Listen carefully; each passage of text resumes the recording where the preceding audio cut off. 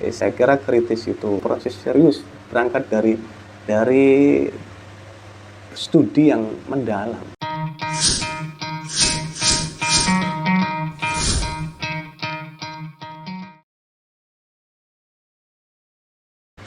Assalamualaikum warahmatullahi wabarakatuh. Pemirsa channel Raja dan Keluarga, pada kesempatan kali ini saya ingin menyampaikan tentang pengantar filsafat pendidikan Islam. Sebenarnya materi ini adalah materi mahasiswa-mahasiswa saya di kelas.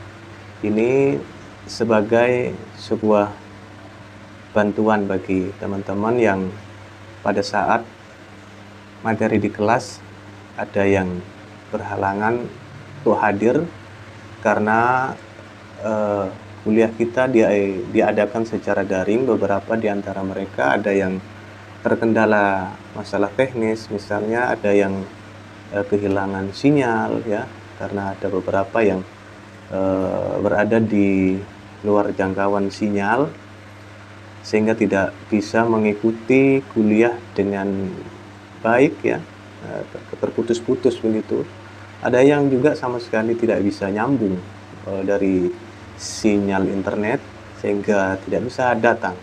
Nah, oleh karena beberapa persoalan tersebut, maka kemudian saya berinisiatif untuk mendokumentasikan beberapa materi yang saya sampaikan pada kuliah formal yang saya lakukan bersama mahasiswa di kelas filsafat pendidikan Islam. Namun apabila teman-teman ada yang di luar kelas ini atau para pemirsa YouTube Raja dan Keluarga yang lain, jika ingin berkenan mendengarkan atau menyimak mengenai mata kuliah filsafat pendidikan Islam ini, saya kira tidak ada masalah karena mungkin bisa menambah wawasan atau juga barangkali bisa memberikan manfaat juga untuk mengetahui seperti apa pendidikan Islam itu. Baik, mata kuliah yang saya asuh ini adalah filsafat pendidikan Islam. Secara sederhana, mata kuliah ini berupaya untuk memahami pendidikan Islam secara mendalam. Ya. Sesuai dengan nama mata kuliahnya ya, filsafat pendidikan Islam, di mana ciri dari filsafat itu kan diantaranya adalah kedalaman berpikir atau yang disebut dengan radikal itu. Jadi dalam filsafat itu ada istilah radikal, yaitu cara berpikir mendalam. Jadi nanti filsafat pendidikan Islam ini akan diulas secara mendalam ya. Tidak hanya melihat sisi luarnya saja ya, tetapi lebih dari itu kira-kira dirunut kembali ke dasarnya apa sih di dalam inti dari pendidikan Islam itu. Misalnya seperti itu. Itu artinya mendalam. Nah, artinya saya juga sebaliknya tidak ingin membahas tentang membangun ruangan kelas yang nyaman. Itu bukan dari pembahasan saya, walaupun itu juga penting, tetapi sesuai dengan mata kuliah ini, hal-hal yang seperti itu barangkali ada mata kuliah lain yang akan membicarakan persoalan desain ruangan, ya, desain ruangan belajar. Nah, filsafat pendidikan Islam ini lebih pada unsur-unsur ideal ya, unsur-unsur ideal yang berkaitan dengan pendidikan Islam itu sendiri. Misalnya ya tadi akar-akar esensial dari pendidikan Islam itu apa? Itu yang akan menjadi bahasan-bahasan di dalam filsafat pendidikan Islam gitu ya. Kemudian juga karakternya juga ya sesuai dengan karakter filsafat juga, selain tadi mengakar. Yang kedua adalah komprehensif, menyeluruh ya, tidak bagian-bagiannya saja, tetapi mencoba melihat secara utuh seperti apa pendidikan Islam itu ya. Tidak hanya berbicara persoalan pendidikan Islam di Indonesia misalnya kan. Nah, itu kalau hanya berbicara persoalan Islam pendidikan Indonesia itu sudah parsial ya nantinya. Kita mencoba melihat pendidikan Islam itu di dunia Islam ya, di dunia Islam baik itu di Indonesia maupun di Timur Tengah dan mungkin juga Islam di Barat itu juga kita mencoba untuk melihatnya walaupun juga tidak terlalu mendalam ya. Ya, salah satu memang kekurangan dari filsafat itu komprehensif itu juga mengkhawatirkan ketidakmendalaman pembahasannya juga ya. Nah, nanti tergantung waktunya saja dan waktunya itu karena hanya 16 pertemuan tentu juga sisi kedalaman itu juga ada batasnya juga ya. Ya tadi terbatas dengan waktu juga dan kemudian yang keterbatasan yang lain juga mungkin berkaitan dengan kemampuan kita gitu ya. Tapi yang paling penting itu standarnya adalah mendalam dengan kemampuan kita lah. Sesuai dengan kemampuan kita, meluasnya juga sesuai dengan kemampuan kita, situasi dan kondisi kita juga. Tentu tidak ada batasan komprehensif itu seperti apa ya. Minimal ya kita ada rujukan yang dimaksud dengan komprehensif kita nanti kita ajukan juga. Komprehensif itu saya membahas misalnya dari sejak Islam dilahirkan misalnya sampai sekarang itu secara historis misalnya seperti itu, atau juga boleh membahasnya di perkawasan misalnya kan bisa juga seperti itu ya. Kawasan juga seperti itu, tapi yang jelas ingin berupaya mewujudkan deskripsi pendidikan Islam yang utuh gitu, kira-kira begitu. Jadi unsur filosofis yang kedua adalah membahas Islam secara pendidikan Islam secara komprehensif ya. Komprehensif artinya secara utuh, lengkap ya, tidak parsial-parsial, namun juga dibatasi dengan kemampuan dan situasi kondisi kita. Tapi minimal kita berupaya ke sana. Ya, kira-kira begitu. Karena standar komprehensif itu luar biasa luas ya. Saya kira juga tidak selesai dalam satu semester misalnya kan, karena begitu sangat luasnya Islam itu sendiri. Nah, paling tidak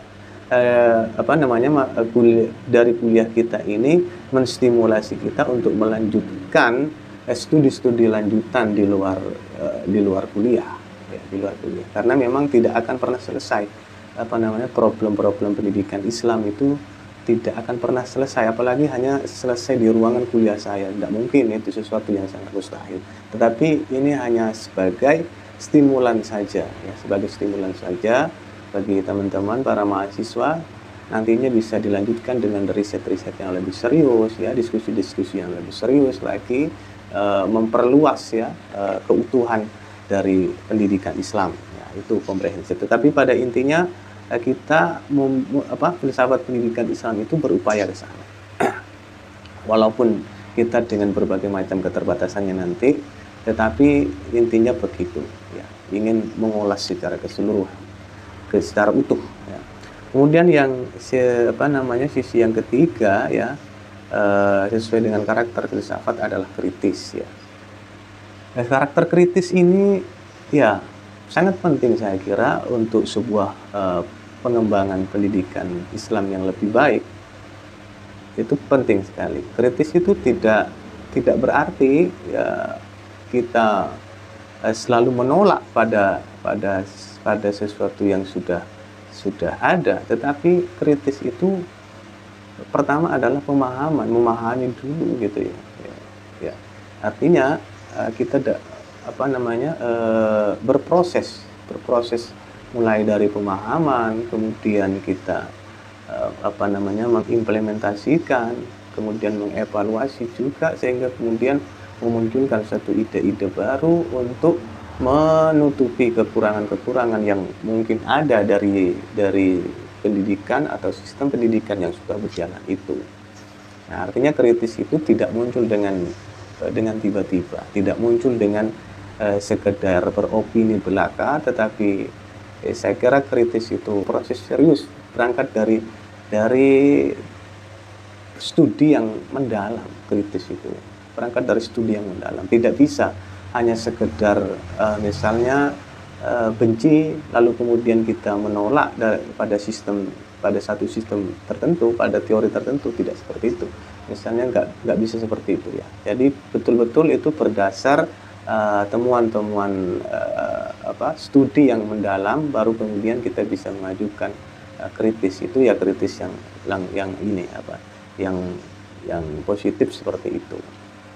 Artinya kita mencoba juga membangun rasa kritis di tengah-tengah kita, agar kita tidak dengan mudahnya juga menerima tanpa kita mau mengoreksi. Nah, itu juga salah satu sisi yang lain ya, yang tidak boleh juga berada di tengah-tengah, dimiliki oleh kita. Tadi terlalu kritis tanpa proses itu tidak boleh juga ya. Kemudian menerimanya juga mentah-mentah, itu juga sesuatu yang membahayakan juga ya. Dua-duanya membahayakan. Kritis tanpa pertimbangan, tanpa studi itu membahayakan. Menerima dengan mentah-mentah sebuah teori itu juga sesuatu yang tidak lebih baik ya. Tidak lebih baik. Karena itu kritis itu ya memahami, kemudian menstimulan kita untuk belajar dan menstimulan kita untuk memperbaiki yang sudah ada ya, perbaiki yang sudah ada. Itu kritis ya. Nah, kemudian ya hal-hal yang akan kita bahas dari filsafat pendidikan Islam itu diantaranya, kalau melihat dari perspektif filsafat juga lagi, adalah sisi ontologi dari pendidikan Islam. Hakikat dari pendidikan Islam itu apa ya, esensial, yang paling penting, pokok dan tidak bisa digantikan di dalam filsafat pendidikan Islam itu apa. Nah, itu menjadi bahasan pertanyaan-pertanyaan yang akan kita kembangkan di dalam mata kuliah kita ini. Kemudian unsur berikutnya ya, kalau merujuk kepada filsafat juga unsur epistemologisnya, sumbernya dari mana ya, bagaimana kita mewujudkannya ya, menggunakan paradigma apa kita ya, logika berpikir seperti apa yang kita gunakan. Itu unsur-unsur epistemologis di dalam pendidikan Islam juga menjadi akan menjadi pembahasan di dalam mata kuliah kita nanti ini. Kemudian sisi aksiologis, bagaimana kita lebih kepada bagaimana nantinya fungsi dari pendidikan Islam itu ya, berfungsi, kita gunakan untuk apa pendidikan Islam itu ya. Itu dari sisi aksiologis secara sederhana seperti itu. Selain dari ontologi, epistemologi dan aksiologi, di dalam mata kuliah filsafat pendidikan Islam ini saya menggunakan paradigma berpikir kosmoteologikal ya. Selain dari ciri kefilsafatan yang umumnya itu ya, umumnya ciri umum kefilsafatan, berpikir kefilsafatan, saya menambahkan lagi paradigma dalam pembelajaran filsafat, perkuliahan filsafat pendidikan Islam ini adalah kosmoteologikal ya. Artinya pembahasan-pembahasan mengenai pendidikan Islam itu saya akan mendekatinya dengan konstruk berpikir keduniaan ya, kosmo.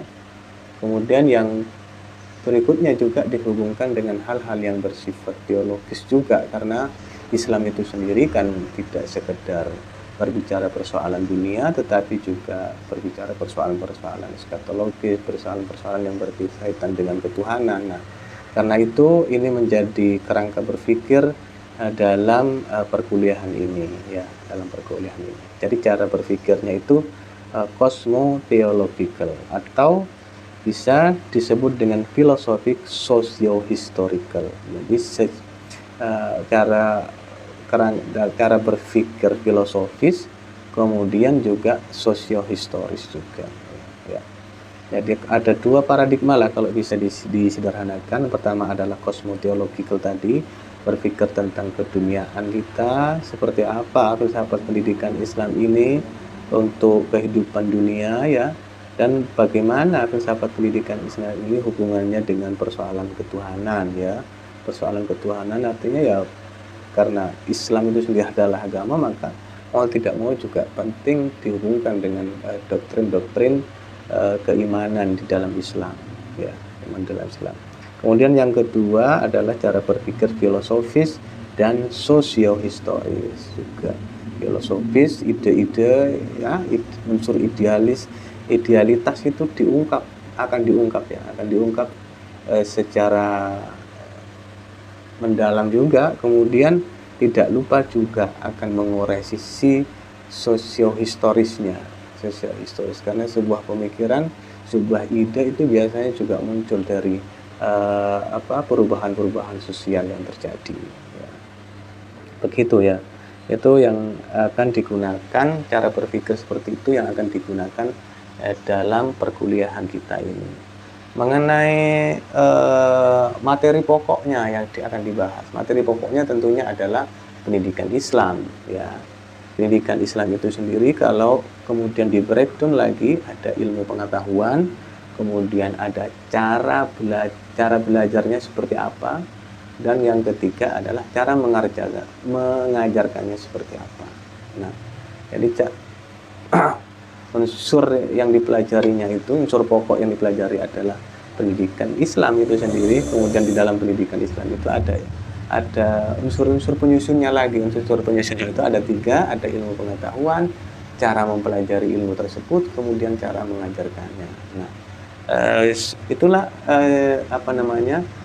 sekilas mengenai pengantar dari filsafat pendidikan Islam. Bagi teman-teman yang ikut kuliah bersama saya di kelas, saya kira ini menjadi tambahan untuk pengayaan pemahaman kita mengenai filsafat pendidikan Islam. Saya kira seperti itu dulu pengantar ini.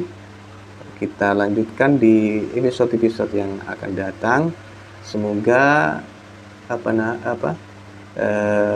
harapan-harapan kita tadi bisa dicapai dalam satu semester ini, sehingga nantinya puncaknya dari proses perkuliahan kita akan memahami kekhasan dari pendidikan Islam. Setelah Anda mengikuti kuliah ini, kalian akan memahami kekhasan dari pendidikan Islam. Itu pertama. Kemudian yang kedua, Anda bisa menyampaikan ide-ide kreatif Anda mengenai pendidikan Islam yang akan datang. Saya kira 2 itu ya. Pertama, memahami kekhasan pendidikan Islam. Kedua, mampu menyampaikan ide mengenai pendidikan Islam yang akan datang. 2 itu saja saya kira puncak dari mata kuliah kita yang insya Allah akan dilakukan selama 1 semester ini. Kita mohonkan semoga Allah Subhanahu wa Ta'ala selalu membimbing kita, dan juga tidak lupa kita harus berupaya keras untuk belajar sebaik-baik mungkin ya, agar tujuan-tujuan tadi ya bisa kita capai bersama-sama. Terima kasih. Kita berjumpa lagi di episode yang akan datang. Assalamualaikum warahmatullahi wabarakatuh. You could try to play, but you're never gonna beat me. Look the other way, what I'm doing ain't easy. Bloody hands stained from the people who deceive me. Muddy hands break through the chains, go free.